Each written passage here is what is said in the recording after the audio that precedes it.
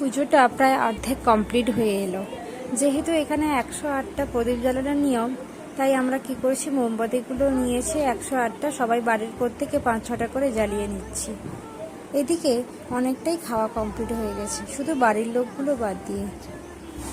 আরতিটা হয়ে যাওয়ার পর আমরাও কয়েকজন মিলে বসে গেলাম খাওয়ার জন্য। এখানে অনেক কিছু আইটেম ছিল। প্রথমে ছিল লুচি, কাবলি ছোলা, আরেকটা ছিল মিক্সড সবজি, পনির দিয়ে পটল, বেগুন ভাজা, চাটনি, পায়েস, মিষ্টি। বাড়ির অনেকেই বাকি ছিল, যেহেতু বড়রা অনেকেই পুষ্পাঞ্জলি দেবে, তাই তারা পুজোর পর তারা খাওয়া দাওয়া করবে, তাই আমরা কয়েকজন খেতে বসে গেলাম। তোমরা ভিডিওটা দেখতে থাকো, অবশ্যই তোমাদের ভালো লাগবে। যতটা পেরেছি তোমাদের সাথে চেষ্টা করছি শেয়ার করার জন্য, আশা করি তোমাদের অবশ্যই ভালো লাগবে। আজ এই পর্যন্ত, আসছি আবার নেক্সট ভিডিও নিয়ে। টাটা।